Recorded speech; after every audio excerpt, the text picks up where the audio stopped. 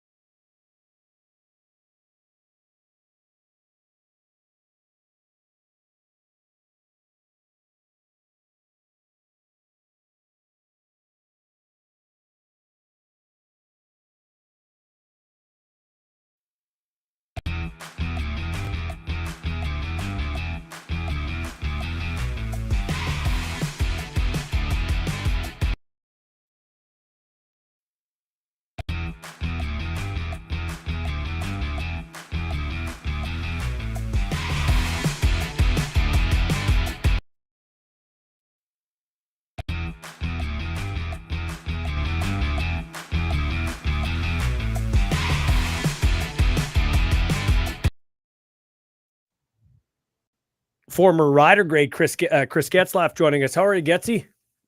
I'm doing. Former rider grade Chris Getzlaf joining us. How are you, Getzy? I'm doing well, and yourself? Doing not too bad. Happy New Year. How did you ring in the new year? Real lazy, real quiet. Just at home with my wife and our three dogs. Wow. Just relaxing. Ordered in some pizza. Kind of stuffed our faces. Watched a little TV, and we're in bed shortly after midnight. Yeah. What sounds like me too. What are you watching on TV? What are you streaming right now? I guess is probably the better way to put it. I mean, I've mainly watched sports, football, and whatnot. But Yeah. when Tia and I are watching something, I don't know. We kind of cycle through. We finished the Lioness was a series that we were watching. Um, Lately, we've watched a couple episodes of Bad Monkey with Vince Vaughn. Okay. Yeah. How's that? I'm not going to call it fantastic, but not bad. It's keeping my interest right now, anyway. Okay, well that's good, man. Speaking of sports, are you surprised Canada got knocked out so early? The ritual is the World Juniors. I know you're a hockey guy too. They didn't fare so well this year. No, yeah, it was pretty unfortunate. I mean, a couple games that they played, they ran into some penalty troubles. I mean, against Latvia, that's exactly how it went down. Mm-hmm. They end up losing that one in crazy shootout, Mm-hmm. and then the penalties at the end of the Czechia game cost them, right? So they, I mean, they outplayed Czechia for the majority of that game, especially the middle part of that game. Mm-hmm. But came down to the wire, and you go a man short. It's pretty tough. So NCAA football playoffs. The teams left. I'm cheering for Notre Dame. Although I guess there is a Saskatchewan tie with Sarkisian coach in Texas. How do you got the final going? Do you think it's going to be like who's going to play in the final? It's Notre Dame against Penn State, Texas against Ohio State. I'm thinking Notre Dame, Ohio State is probably the way it's going to go down, but Yeah. who knows? I can't say that I know college football near as well as I know like CFL or NFL. No, I'm not a huge college football guy, although I do get wrapped up this time of year. So let's talk football as it pertains to you. Offensive consultant with the Regina Thunder. How did this come about? I just had some discussions with Scotty and with John Tokar, and they were kind of bringing up the what I'd be willing to and available for, and I think that the role ended up being fairly loose, and that's kind of what I was hoping for. I'm not. I think Carter is great. He's going to be a great fit for the job. I met with him for the first time last night. Uh, Seems like a brilliant young man. Quite a bit of experience for a young man as well. And I thought that he had a bunch of good ideas, and we just kind of spitballs. And I'm more so there to be kind of a sounding wall, uh, offer some insight if asked, and be a little fly on the wall, if you will. Go back to your Thunder days. What did those days mean to you? Really, that was your first journey into post-secondary football, so to speak. Yeah, I mean they were a huge part of my development in the game, right? Right when you're coming out of high school, there's not that many um, boys or young men, if you will, that are physically developed into a point where they're going to be able to go on to further levels of football, right? So, that allowed me experience to grow both mentally and physically within the game, and really, carve my way into some playing time, um, get that experience, build some muscle, and then be able to move on to the next level and the next level following that. Yeah, you hit the nail right on the head. I love junior football. I liked it back when I played with the Rams. It was a working man's league. Like if you didn't want to go to school, you could work a job and then play football. And it's still that way. But the Thunder done a great job now with the scholarships that they hand out. So it's you don't have to be a working man. It's more geared towards post-secondary in terms of study and everything like that. So that's evolved. But the game on the field's evolved too so much. From when I played leather helmets, Chris. But you even when you played, I mean, you're one of the big names to come through that program, but just this program and junior football's evolved so much. Oh, huge. It's night and day difference. I mean, I think that the program and organization have just developed into such a good culture and it's now become, how the old Rams junior was back when it's just a powerhouse each and every year. They're going to be a solid team and be in contention for winning all the time. And it took the Thunder years to get there, but they you can see it over the past 6, 7, 8 years. They're constantly up there in the runnings, and they're just getting better and better. The facilities, the coaching, top to bottom organization. I just think has come such a far ways since Mhm. I was playing, which was only, I think my first year was just the second year the Thunder were in existence. But Yeah, time flies. Hey, yeah. So how does Scott McCauley? You talked about Carter, but just in general, how does the coaching staff and the philosophy of that team mesh with what you want to do in the kind of loose role that you're having?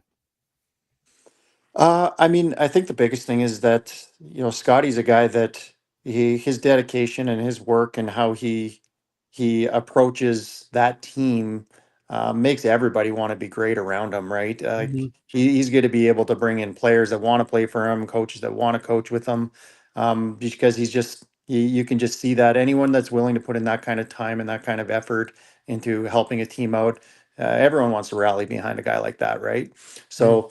For me, I love football. I love the game. From an offensive standpoint, I've prided myself throughout professional football of being kind of a student of the game and really understanding the offensive playbooks that come along with it. And I think that's what allowed me to have a lot of success, is that me having that kind of knowledge made the game a little slower for me, Mhm. especially when I'm a little slower of a runner. Mhm. So that definitely helped me. But anyways, having the opportunity to be able to share some of that knowledge and insight um, to help a team hopefully uh, win the biggest game of the year would be ideal.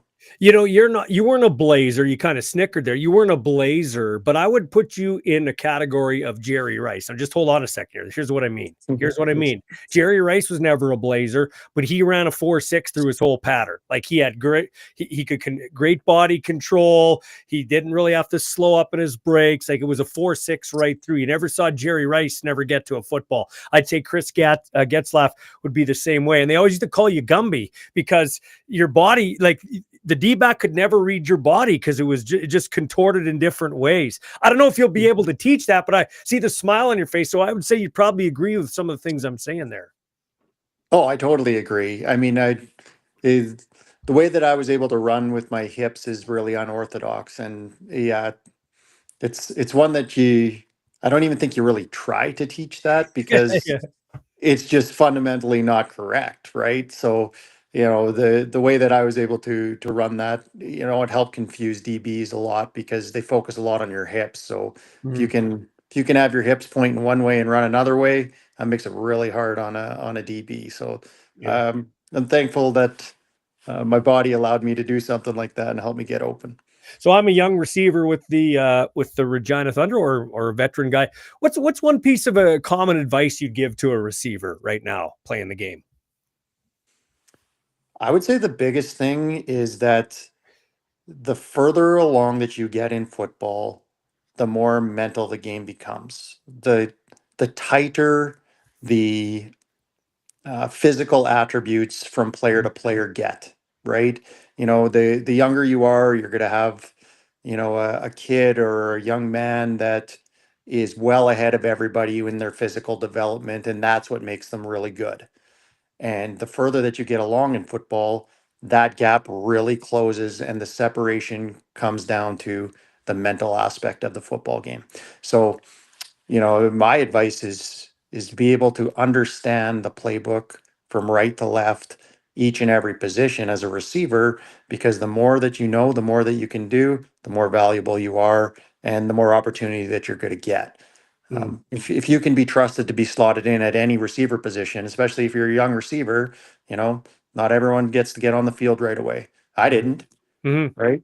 But Yeah. when you get that opportunity, if you're the guy that can now replace any member that is out there, well, that's valuable to a team. We talk about all the great guys that have played in Rider colors and local kids. I think about your story and you just raised right there. You didn't start right. You weren't a superstar right away, but probably the most important night in franchise history, the 2013 Grey Cup, and you were the outstanding Canadian in that game. I know Ryder Plaza of Honor and all that stuff, but just talk to me about how often do you go back? Are you a sentimental guy now that your career's over? Do you go back to that night and think about it sometimes? That's an unbelievable feat, actually, what you accomplished there. Yeah, well, I'd say I definitely got a little sentimental as I've gotten older, but I think that's more on the emotional side of things.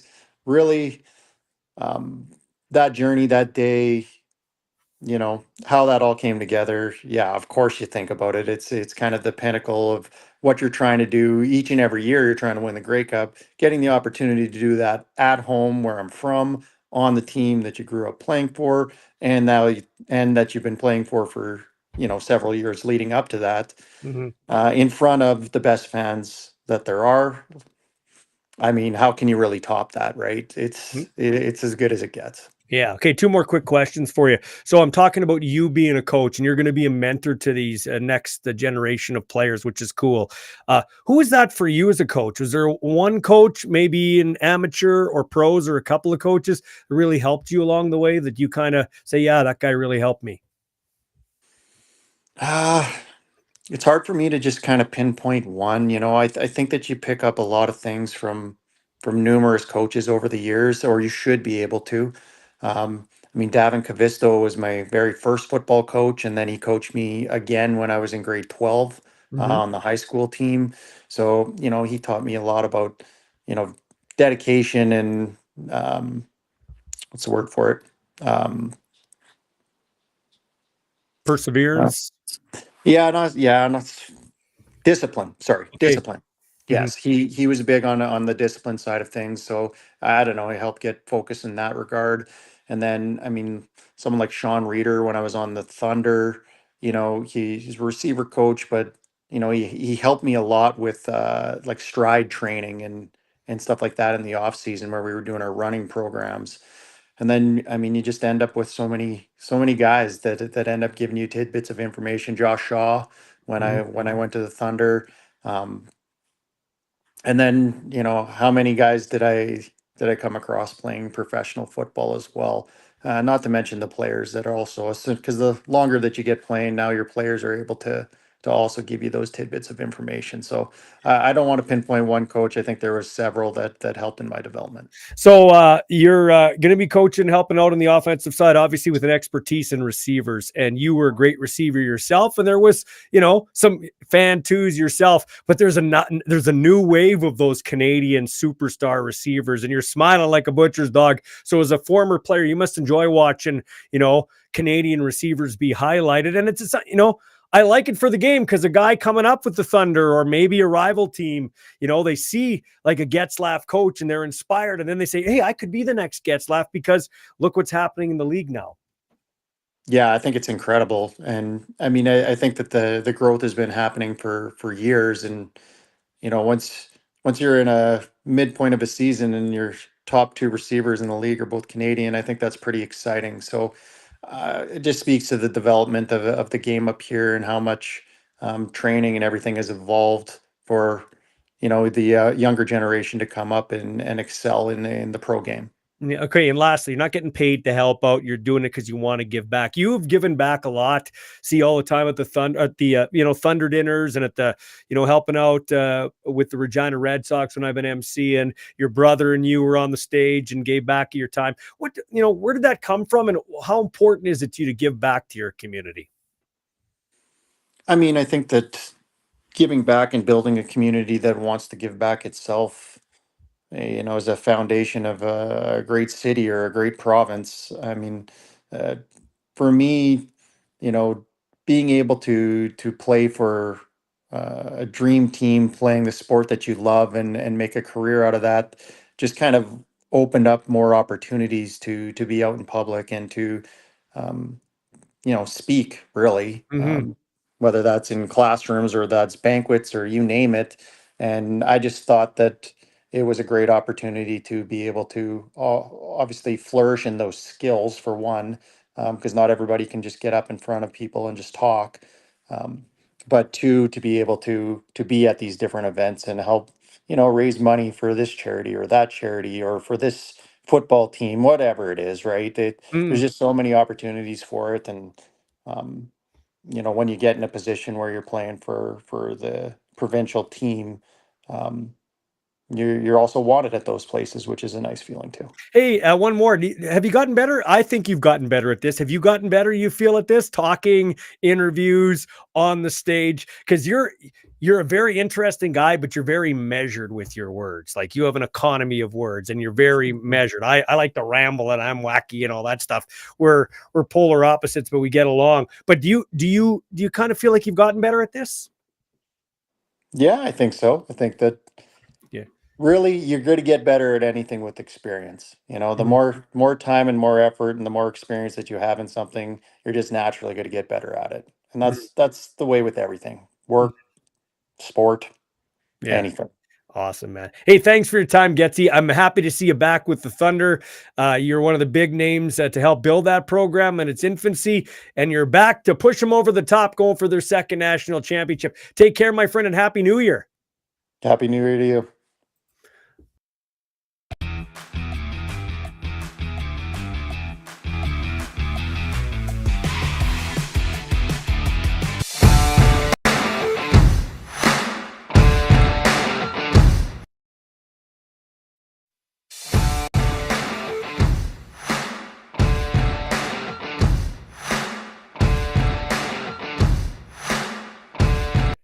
Hey, it's rolling, but you're cleaning your glasses. That's okay. This is Ballsy Uncut, Giulio Caravatta. We do I it. can't see anymore. I hate wearing It's glasses. I've worn it's glasses since I've worn see, now I can see your beautiful face. Yeah, I've worn It's better. glasses Julio, since I've been 5 years old, and I hate wearing glasses. But I could never wear contacts. Were you a contact guy ever?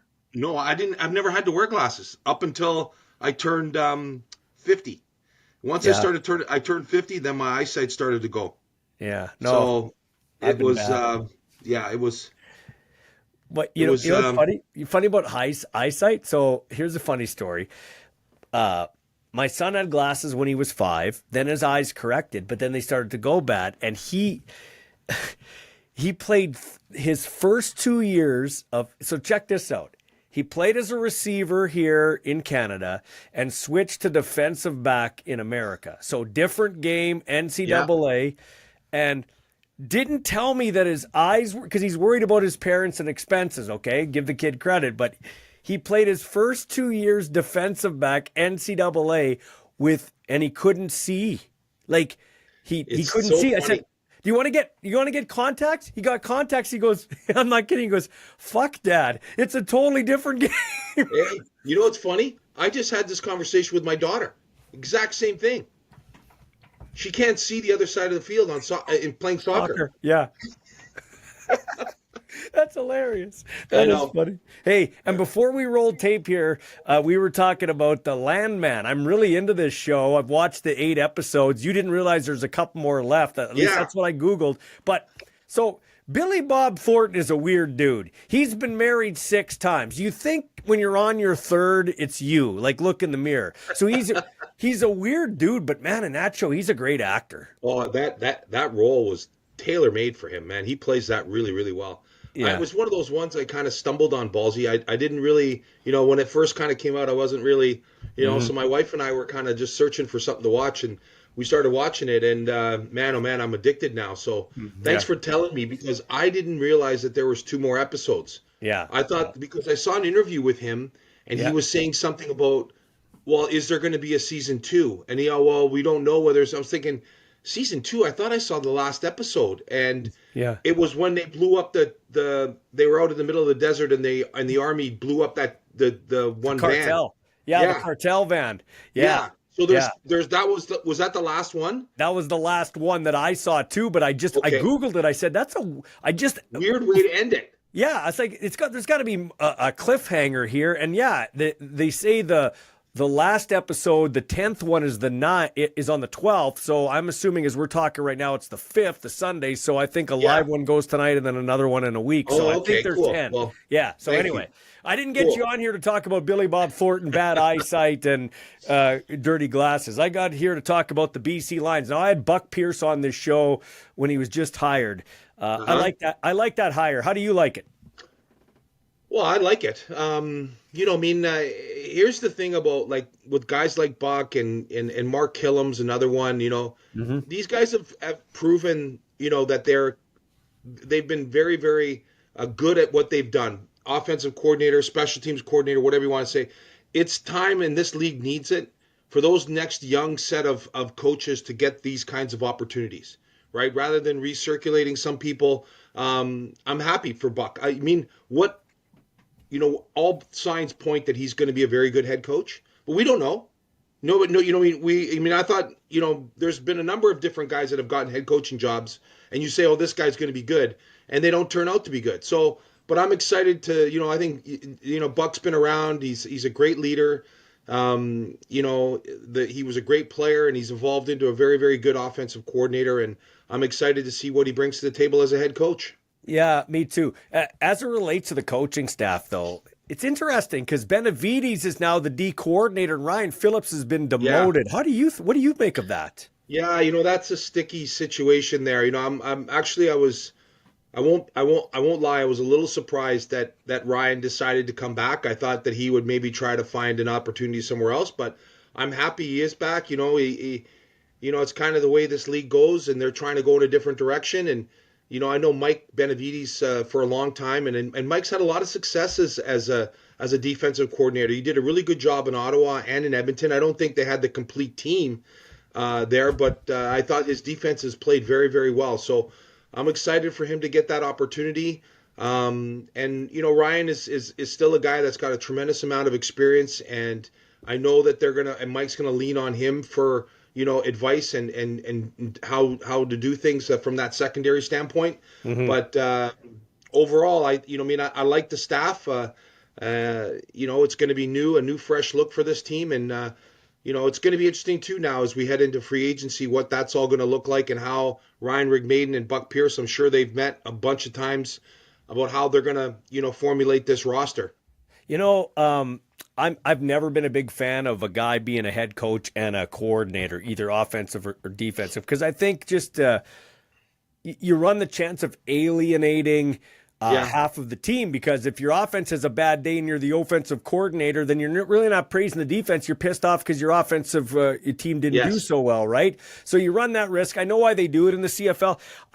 And Corey Mace, there was no egregious errors by him per se. I mean, there was a few things, but I think that's more being a rookie head coach than anything. I think Buck Pierce has a chance to make this work, and I told him this because A, he played the position, B, he's been an assistant coach for a long time as the offensive coordinator and now takes on the head coaching role. So I don't think it'll be as much of a problem for him. Well, the other thing too, Ballsy, is that this is why I like Mike Benavides and where he's now been hired, is because he's been a head coach. Mm-hmm. And I think for Buck, you can lean on a guy like that a little bit, to kind of help you through some situations that maybe you hadn't encountered or didn't know, or, something comes up on you. That's why you want to surround yourself coaching staff wise with good people that have that kind of experience, and you can lean on those kinds of guys. So Mike, I like, as I said, I've been a big fan of Mike Benavides. I've known him for a long time. I think he's a great coach. He's a great communicator. And I think he is going to be a great sounding board. I think he is going to be a great resource for Buck Pierce as he evolves as a head coach. We both like Rick Campbell. You know him better than me, although he's a guy that keeps people at arm's length as it relates to the media if they're kind of not in the inner circle. That's just the gist that I get. But you have a better fingerprint on the pulse of this thing. So just sum up Rick Campbell's time with BC. Well, I mean, he's successful, right? I mean, up until this year, really, and then all the quarterbacking issues. I think that's what really kind of was the downfall. But I got a lot of respect for Rick, as you said. I didn't know him at all prior to him getting here, so obviously he's a guy that has been around, and has a tremendous amount of experience, and I mean, and rightfully so. He's not going to open up his arms to people he doesn't know. As you said, it's kind of a wait to get to see you, get to know you and see what you're about. But overall, as a football coach, I mean, his success speaks for itself. He's a good football coach. He knows what he's doing. It just, sometimes things start to go that are out of your control, and the whole quarterbacking situation, I think, really, started to kind of unravel and divide the team, and that was a big problem. Well, VA told me, though. VA said, I still love Rick Campbell. I don't think it was Rick Campbell's fault that I was kind of put to the back burner. No, I agree. I totally agree with that. And that's sometimes those kinds of things are out of your control as a coach, right? Like you just have to go with there's a lot of voices sometimes that are above you that, even as the head coach, you have to listen to.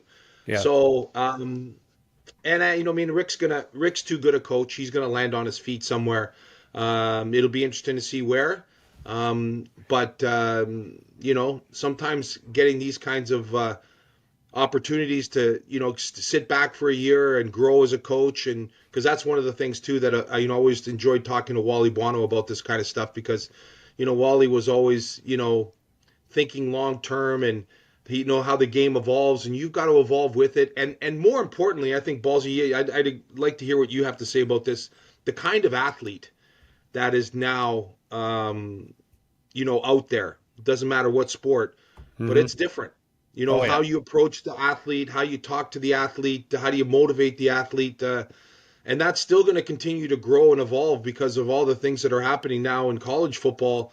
So it'll be interesting to see how coaches approach all that. Well, I think that's why we're seeing some more younger coaches in the league who maybe aren't ready to be coaches per se from a strategic standpoint, but they're just removed from the game so they can relate to the athlete. And that's what I kind of find interesting. Remember during Grey Cup week, last time I think we talked, I told you I think that Rick Campbell ends up in Edmonton, and I really thought Rick Campbell would end up, and Buck Pierce. Remember I said Rick Campbell out in BC, Buck Pierce head coach. Yeah. I just thought Rick Campbell would go to Edmonton as the head coach.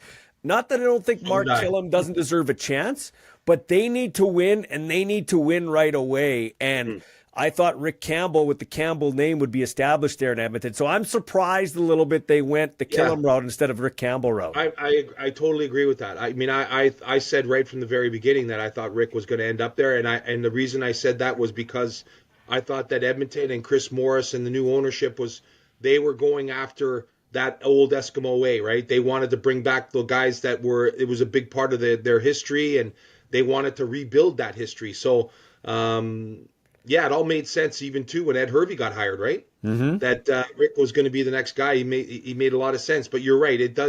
You are going out on a limb now, right? Mark's been a great special teams coach. He's been around a great coach in Dave Dickinson and John Huffnagel and all those guys. But now he gets to call his own shots. And as I said, you just don't know how some of these young guys will react to being the guy, right? Because it does bring a lot more responsibility and things that sometimes as an assistant coach, you don't realize the head coach has to deal with. And now you have to deal with it. So off the top of my head, and you've watched this game and played the game. You've been around it longer than I have. So maybe you have that means I'm older. No, but you're also wise. Hey, listen, and I respect your opinion. So I'm just trying to roll through my brain. Anybody that goes to the NFL and comes back to the CFL generally sucks. I don't see him coming back and just right away kicking ass. The only guy that didn't really have a hangover that I can think of is Weston Dressler, and it's only because he had a cup of coffee in Kansas City. He didn't try Kansas City, Denver, Chicago. Andy Fantus was a guy. Henry Burris was a guy. There were guys, and Nathan Rourke fell into that, even Betts. But Nathan Rourke, I'm interested to get your take on Nathan Rourke and what you expect from him this year now, the anointed number one guy. Well, to be perfectly honest with you, I mean, I think that Nathan is going to have he's going to, with a full training camp. And, I think last year, and I was guilty of this too, Ballsy, is that when he came back, I thought that he was just going to pick up right where he left off. Right. And it just was so unrealistic. And to think about where he's been and what he's done over the last year and a half, the places he's had to go, coaching, new systems, new this, new that. the mental part of it as well, coming into a new situation here in BC with a locker room that he didn't know, and you're getting kind of plucked right into the middle of it right away. I mean, that's hard. And so, but I suspect, because Nathan is one of those kids that he is going to work exceptionally hard. I'm sure that he was frustrated the way things were going last year, and I suspect that he is going to come back very, very motivated to prove people that he is, the 2022 version of Nathan Rourke. And I would suspect that he's a kid that's going to, as I said, going to be very motivated. So it's going to be a lot of fun to watch him during training camp and how his season progresses, being the guy and having an entire off season to work with a new offensive coordinator. I'm sure him and Buck are going to hit it off, and I'm excited to see where that goes. Ryan Dinwiddie, best coach in the CFL. How do you respond to that? Hard to argue. Well, you mean I I would say he's in that. I think Michael Shea's got to be in that conversation. He's beat Mike O'Shea twice with backup quarterbacks, Giulio. Okay, you're talking about because he's won his championships, and there's no disagreeing with that. But as far as a coach and what they bring to the table, the leadership, the respect that they have for the game, and how the players respect him as a coach. I look at him, and I don't think I'm going out on a limb on this, Ballsy, but I'm going to say Corey Mace is going to be in that category too. There are certain people that when you see them and be around them, they have an aura about them. They have a presence, and that's about, evolving as a head coach. Wally Buono was the same. John Huffnagel was the same. I could go through a whole bunch of the guys from the past that when they walked into a room, they commanded that room. And I think Dinwiddie's like that. I think Michael Shea's like that. I think Corey Mace is a guy like that. I think Dave Dickinson has that aura around him. So, there's a bunch of really good young coaches that are really going to be, I think, prominent in this league for the next probably 10, 15 years. Well, if the Riders, you know me, I call like I see it, and people know my history. So, it might sound like, spilled milk or sour grapes or whatever you want to say. I'm going to say this right now. If the Riders win a Grey Cup, it'll be in spite of their GM and their president, not because of their GM and president. That's what I'm going to say. But I will say this, in fairness, the Rough Riders spending an 8th round pick on Jake Mayer just might be the steal here if they can get him signed. I want your thoughts on Jake Mayer teaming up with Mark Mueller again. Yeah, well, talk about young coaches. I'm a big Mark Mueller fan. Have been. I think he's another guy that's going to evolve into a fantastic head coach one day. But I did like that signing. Jake, I think, is going to really flourish in that situation. I think it'll be less pressure on him coming into that scenario. And I think that his ability, I'm sure the offense is pretty similar. Maybe a little different terminology now, but obviously the similarities with Calgary's offense, because that's where Mark was, are going to be the same. But I do like that signing. Jake's a good quarterback. I think there was a lot of pressure on him in Calgary with a roster that probably wasn't, was decimated with injury.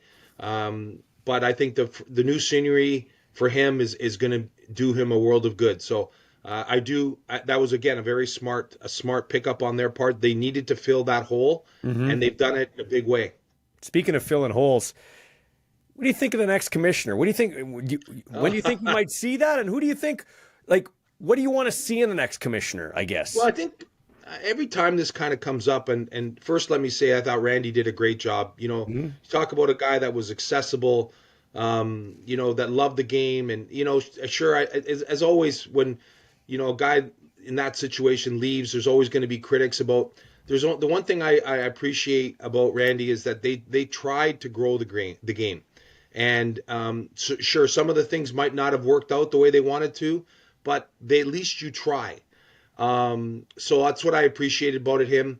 But as far as the new commissioner, I'm sure, just as we talk about young coaches and young young coaches being able to adapt to new players, I think that someone young and upcoming is going to be able maybe to attract that young new generation that the CFL has been searching for, right? That fan base. Yeah. So that's kind of where I see that going. Obviously all the regular things happen. Like you want that business background, you want that marketing background. Obviously, if you have the football background, that's going to be great as well. But whether they can find that guy, I'm not 100% sure. But it'll be interesting to see who emerges here. Luke Wilson, the Canadian, played with the Seattle Seahawks. He's on TSN's panel. He's been on Twitter saying we need to limit how many punts in the CFL. Like maybe you can only have 5 punts a game. Like what? Like why? No. What are we doing here? This is to me. Like I'm not. This is the best version of the game of football on the planet, in my opinion. Don't touch it. Don't fiddle with it. Just leave it now. Yeah, I agree. I mean. It's amazing how this stuff comes up every once in a while about you got to change this rule, change that rule. Obviously the missed field goal, the Rouge is another one that I heard people talking about during the season, and I mean this is what makes the game great, right? This is what makes it our game.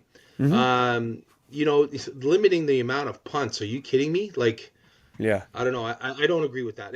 I love Luke. I mean, I get a kick out of him. I think he's great at what he does, but.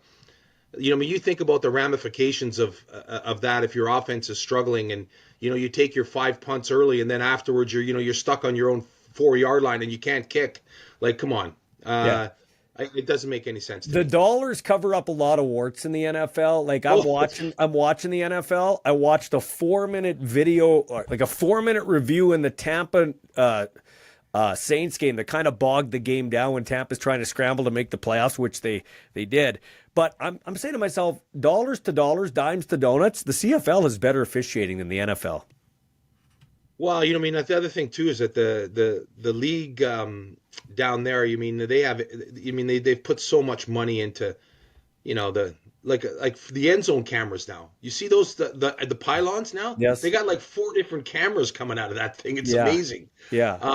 But I mean, as far as it being better, it's different. Right, it's a different game. How it's officiated is different. But you mean as far as we get into these scenarios, I just don't want to touch the game. The game is good. It's really good. Hey, with all the technology, one thing I like what they're doing in the NFL, and I hope they implement it in the CFL, is they have proactive video review in a lot of cases. Like they're already looking at it before the refs huddle, and so they speed it up. And I hope we can get to that in the CFL. But here's something they've never changed. I think we talked about this a long time ago. I thought they'd go to it. Like I'm selling cars now, so I see how cars evolve and everything like that. What was your first car, by the way? 1973 AMC Hornet. I paid $100 for it. Okay, beauty. Okay, you ever need a car? You're in Regina. I'll sell you. Yeah, I know. I watch you on. I was going to say you're doing an amazing job on social media, bringing attention to it. It's awesome. So far, so good. I got a couple Your of bosses must love you. Oh, they do. They well, so far. It's like anything. They love me for a while, and then what happens? I'm in my basement doing anyway. No, but where I'm going with this, there's so much technology changing and pylon cameras and all this other shit. Why do we have the chain gang anymore? Why do we have the infrared line across the field to measure first downs? That's why. I guess so, but I mean, at least in the NFL, they're spending money and everything else. Let's just have that infrared line. They do it. Yeah, I agree, but that's why the NFL can make a 9-6 game, bearable. Yeah, bearable. Because they can take every angle. They're gonna, they're gonna show you the crowd, the cheerleaders, the sideline, the this, the that. They're not gonna show you the 3-yard run. Over and over again. And if they do, they're going to show it on 50 different angles. Mm-hmm. That's the difference. I mean, plain and simple. Like, I mean, I would love to see what a CFL game would look like if the NFL could come up with all of their cameras and do one of the games. Like, I know that in the Grey Cup they bring a lot of. Yes, they do a good job. I would like to know what the difference is when an NFL game is happening. How many cameras they use as opposed to what the CFL uses. Yeah, and I don't know what the money would be, and who knows if TSN's getting sold. That's the rumor, so who knows. But what did you say? Well, they're talking like TSN could get sold. That's the rumor. Like really? TSN getting sold. Yeah, so I don't. I don't know. That's just a rumor. I've been trying to get to the bottom of it. Like, it's been going around. You've been too busy watching Landman and cleaning your glasses to know the latest. But and eating turtles. Hey, but so, like, I loved what they did with the audio. Like, it's one thing to have 19 cameras at the Grey Cup, and that's great. I know it's a budget, but the audio during the games of the playoffs, like Caleros is scrambling and he's getting tackled, and you heard the like there was just enough background audio that it wasn't distracting. Like, I think tip your cap to TSN there. I really like the effort they make in the playoffs. I wish they would go a little further, but once again, could be budgetary. Go ahead, sorry. Well, no, I agree totally, and I think it's again, I remember a few years back when race car driving became, really popular, and it was because they started putting cameras in the cockpit to make it feel like you were driving the car. Right. And I think the more and more interactive that the game becomes, where the average fan, as you said, can hear them, can catch what a play sounds like in the huddle, catches what the quarterback's saying on the, one of the great things for me is, and still I enjoy this, like listening to Tom Brady and some of these guys, like when the quarterback comes and says, kill, kill, kill, what's he doing? Well, he's called 2 plays. He's killing the first play, and they're, so if you're as a fan, you're thinking yourself, you're going, hold on a second. They've got 2 plays called.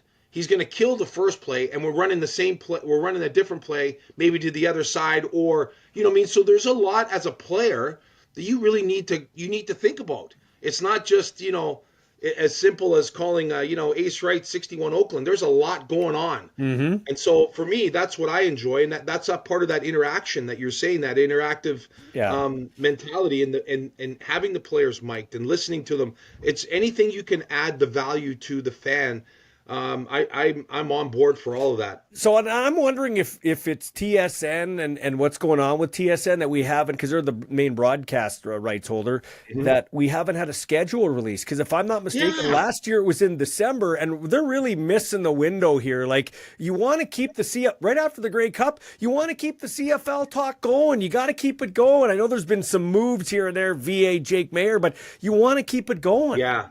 I thought that, honestly, that's funny you bring that up, because I thought that was going to get released a while back. Yeah. I know that the Lions were talking that they were submitting all their dates and they wanted to get it out, but you're right, I haven't heard. So maybe this week it'll be something that the league sends out, because that's a good point. Usually that schedule's out at this time of the year, isn't it? And you wonder how much a guy like Amar Doman, who has done so much and spent a lot of money and a lot of time and resources there in BC, the new owner in Montreal, the new owner in Edmonton, how much of a say they get in the new commissioner?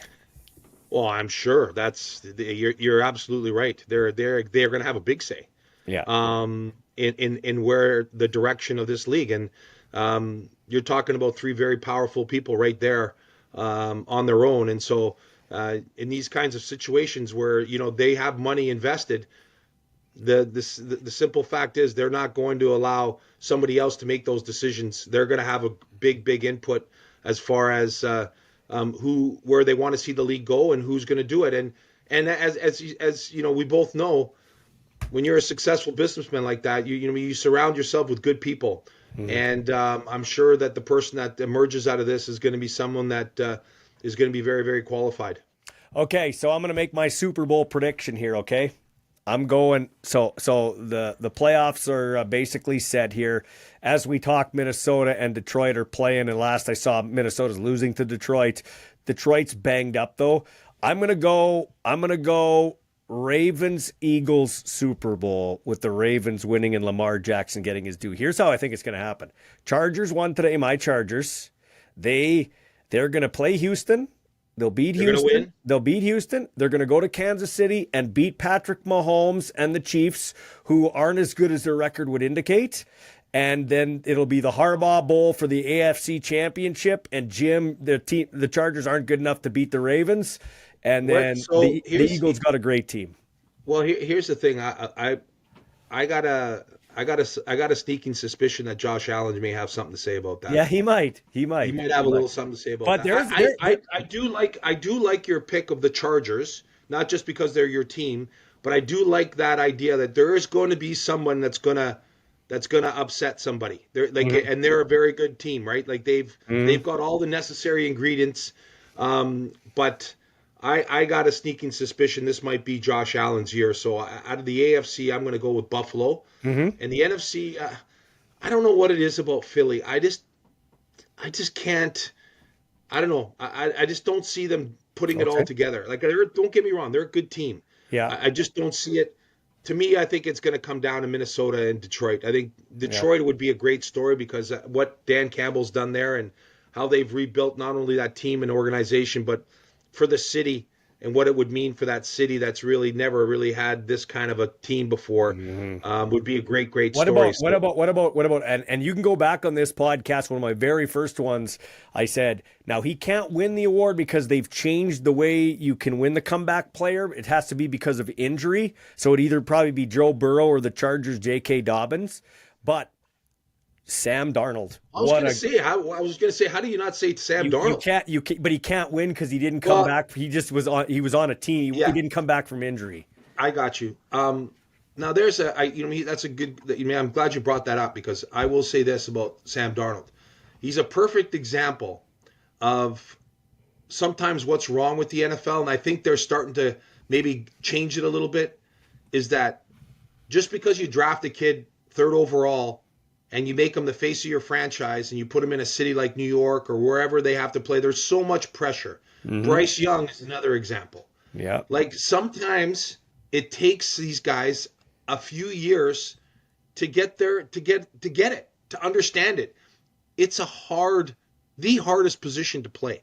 And so, when you're in charge of these very, very complex offenses and making a call in the huddle and all this kind of stuff, it's not easy.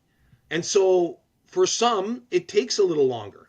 It takes a few years to get your feet underneath you as a quarterback and at the professional level. And I'll never forget it was Jim Young, I think, that said this, that it takes about 5 years to get, where everything kind of like, wow, okay, this makes sense. The game slows down for you. So that's why I like the Jake Mayer signing for the Riders, because he's going to be about his 5th year right now. Yeah. I mean, I think it's going to be. I mean, for some guys, it's. You think about for some of these young quarterbacks that come up, and especially up here, it's because it's such a pressure to win.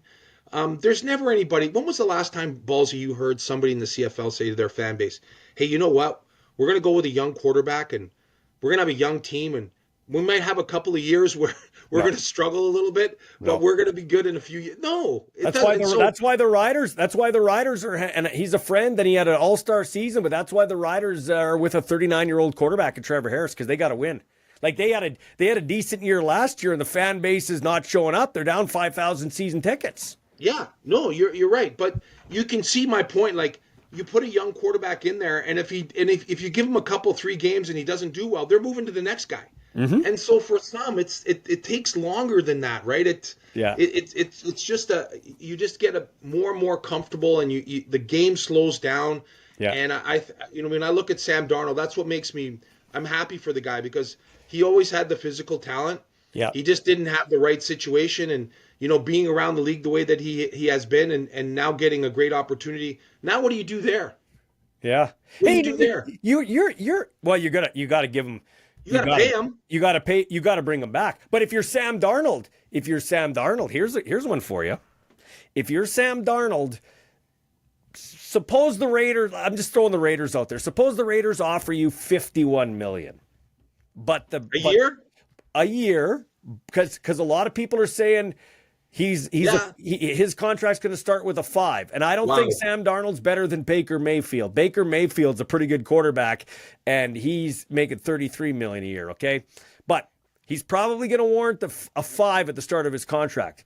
Do you, if you're Sam Darnold, being that you've been in some shitty situations where Carolina, Jets, back up in San Francisco, which wasn't shitty, but he didn't get to play. Do you go to like the Raiders for $51 million, or if the Or if the Vikings offer you $44 million with a great coach, do you take that and stay in Minnesota? I think you stay in Minnesota. It's more about who's around you and who's coaching you. I totally agree. And the talent around you, right? That's what makes, it doesn't matter, what the number is. If you're not in a good situation with a good offensive line, a good offense with, great players, Jefferson and the likes there in Minnesota, I think that has to play into it for sure. And if I'm him, again, I don't know what he's like. I don't know whether or not, hey, if you're gonna offer me a 5-year, $250 million, I don't care how good the team is, I'm getting $250 million. Yeah. So Yeah. I don't care. Yeah. Whereas, if you've been around the league and it matters to you, you're saying, hey, listen, I want to win a championship. It's not about the money. Whether you make 44 or you make 50, if you make 35 or you make 50, the last time I checked, unless you're an idiot, you're not gonna have to work again. No, that's so right. You know what? Right. When's, like, I always think to myself, when's enough? Yeah. So million whether you get, like I say, whether you get 35 or 40, you're saying, hey, listen, I want to be in a good team. I want to be in a good situation. Mm-hmm. So what? Like, two more things. Does he go back to New York? No, but he could go to San Francisco because I don't think the 49ers are going to re-sign Brock Purdy. And you don't? No, and I think Sam Darnold goes to they wanted to keep Sam Darnold. Shanahan loves Sam Darnold, but they couldn't afford to keep him, right? You're going to tell me they're going to get rid of Brock? Oh, I think they will.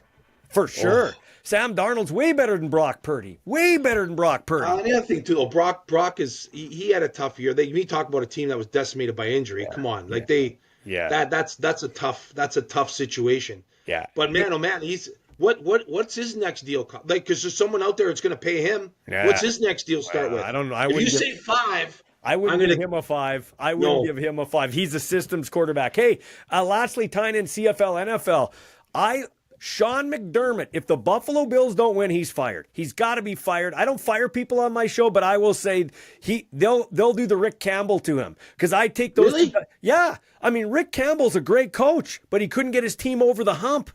Sean McDermott, his team's been knocking at the door with a great talent in Josh Allen. You got to get through that door at some point. Yeah, no, I mean, I know exactly what you're saying. You're right. They've been right on the doorstep here. At some point, you gotta be able to knock it down. You got to be able to knock it down and get through it. Mm-hmm.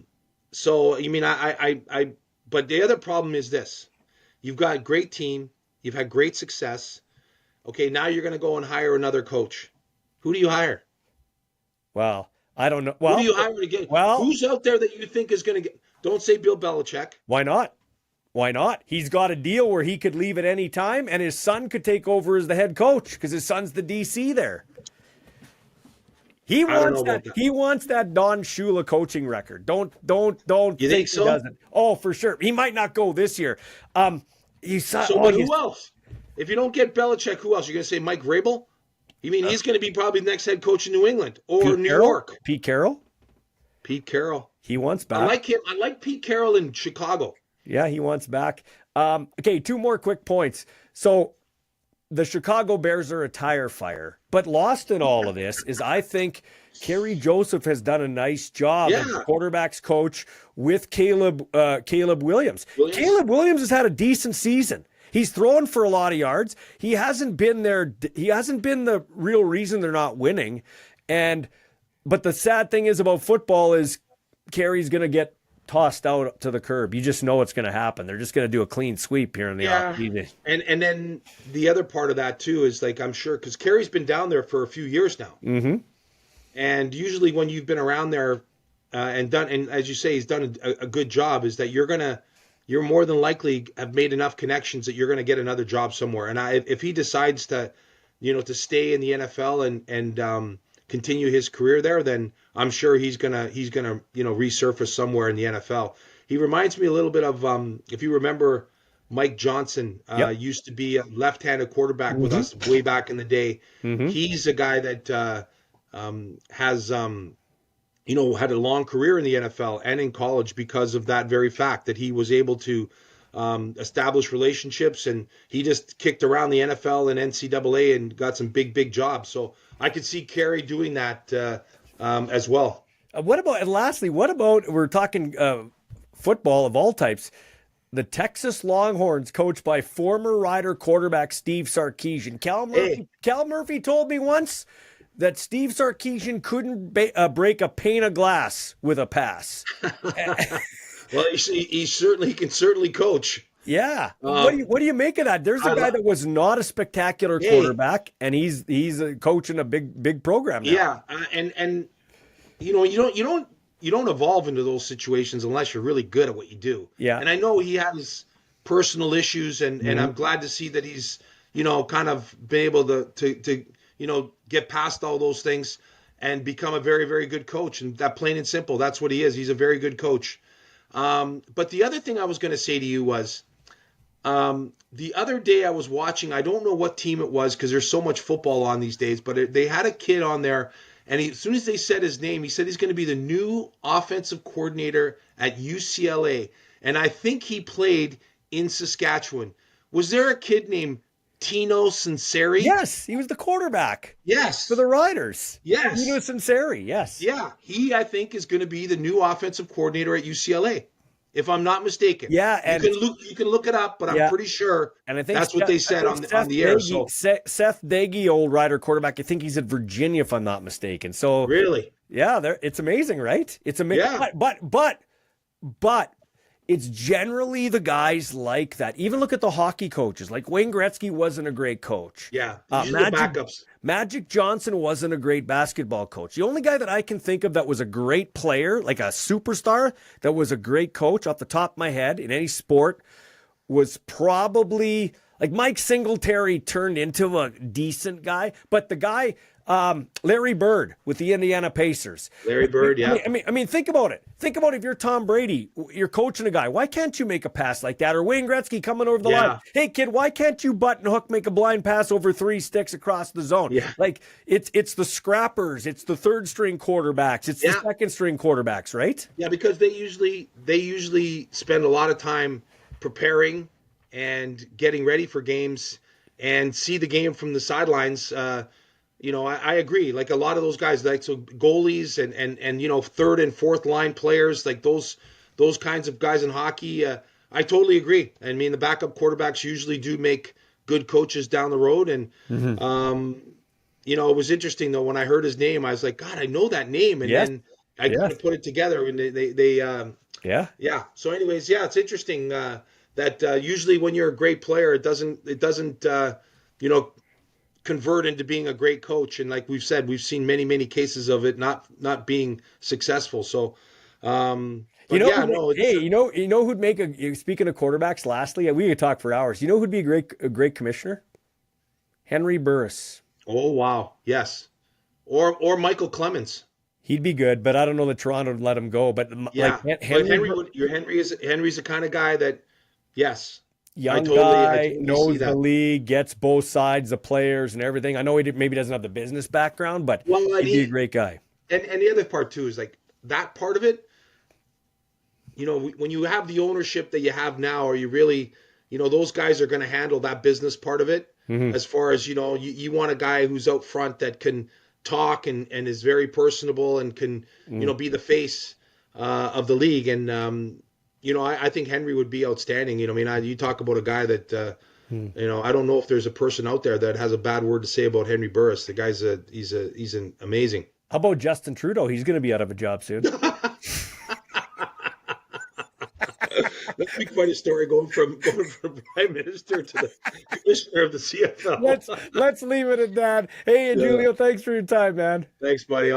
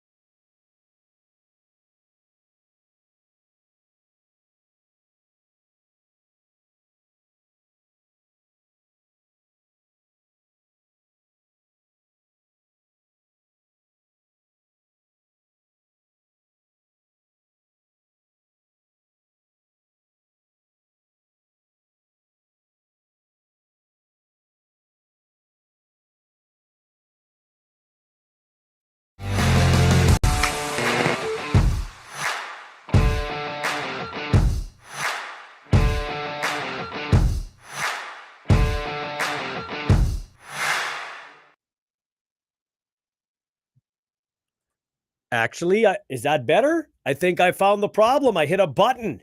There we go. How about now? How about now? Can you hear me now? There we go. There we go. I apologize. I hit a button. So,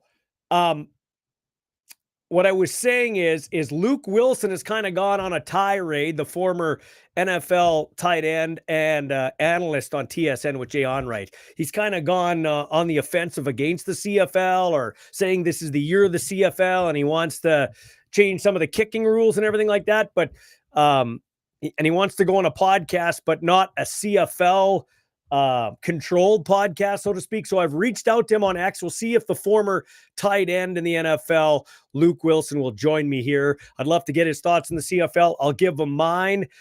This is the best version of football on the planet, the 3-down game. I love the NFL, but this is the best version. Don't touch the kicking rules, Luke. Leave them alone.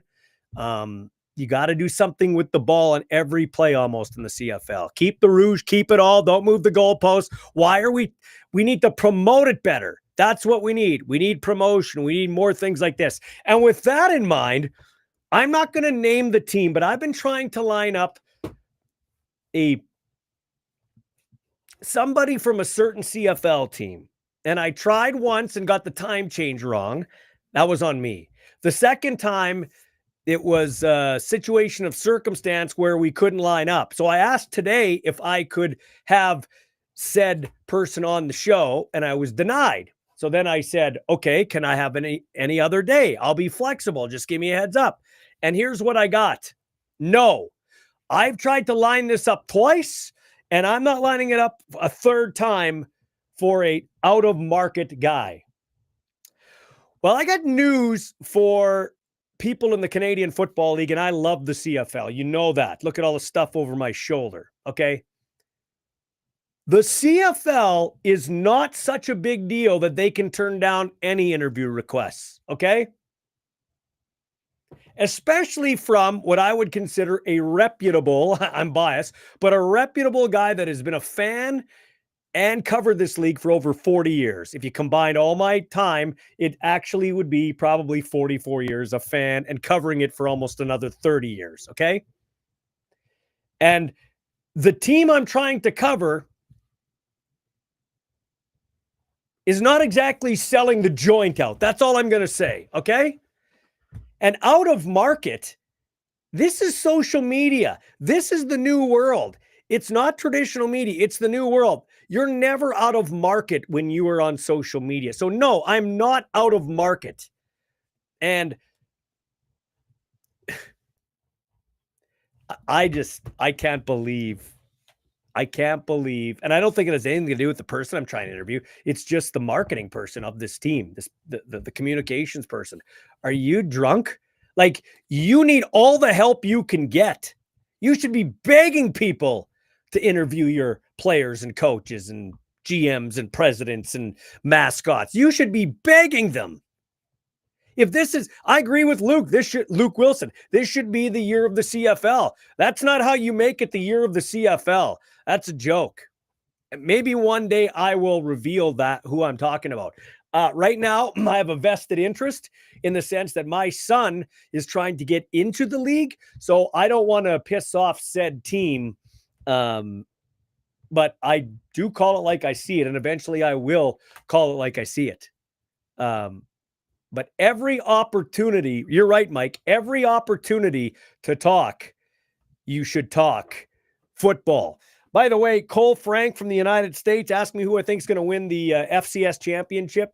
Two teams my kid played against, Montana and NDSU. NDSU was winning. I would have picked NDSU to win, although I think we're both cheering for, because we're UND, right? You see the Fighting Hawks jersey over my shoulder there.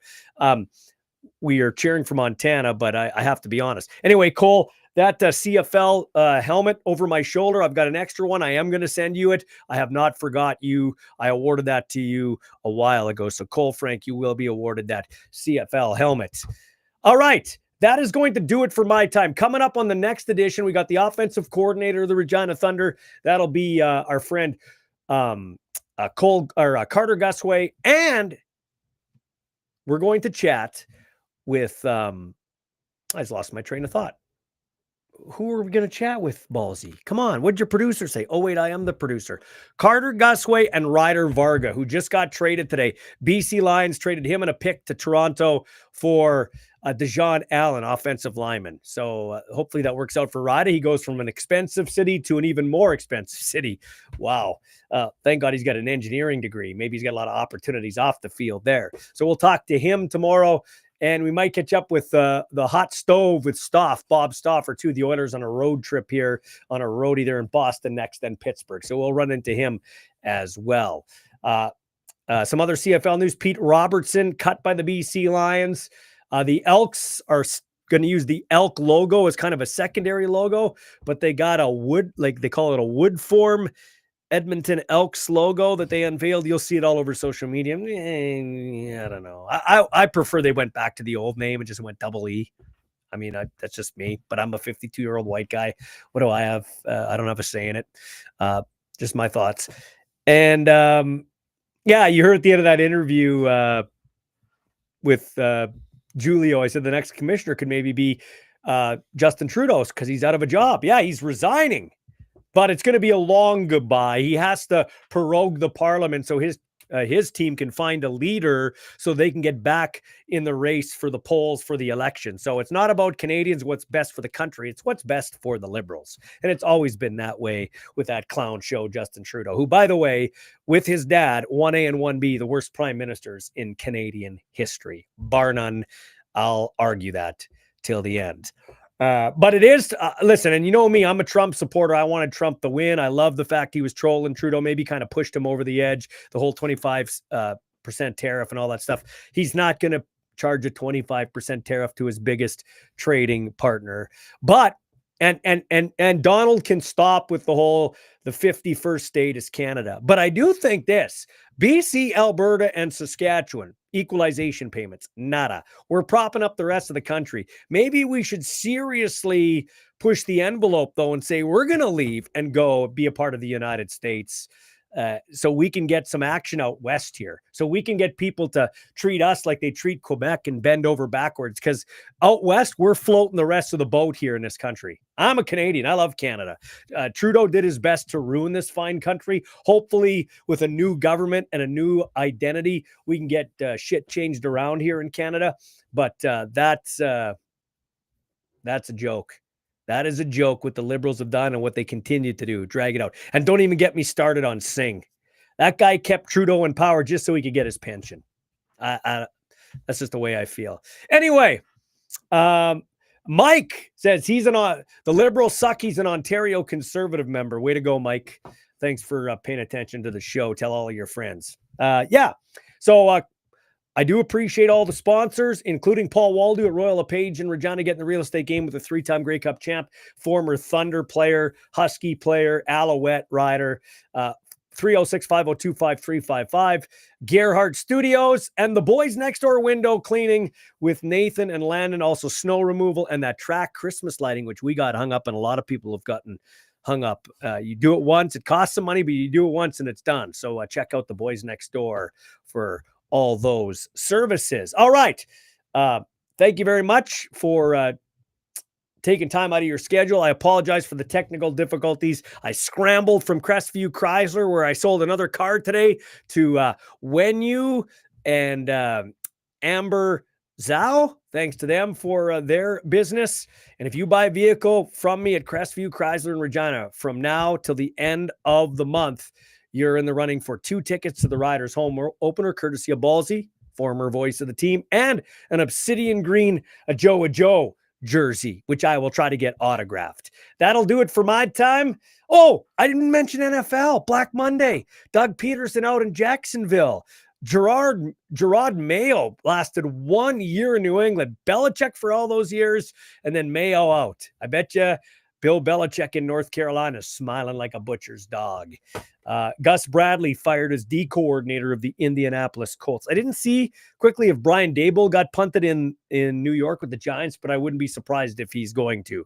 I'm off to watch the rest of that Aaron Rodgers Enigma series with my son Ethan on Netflix. We'll talk to you next time. Let's do this extra one.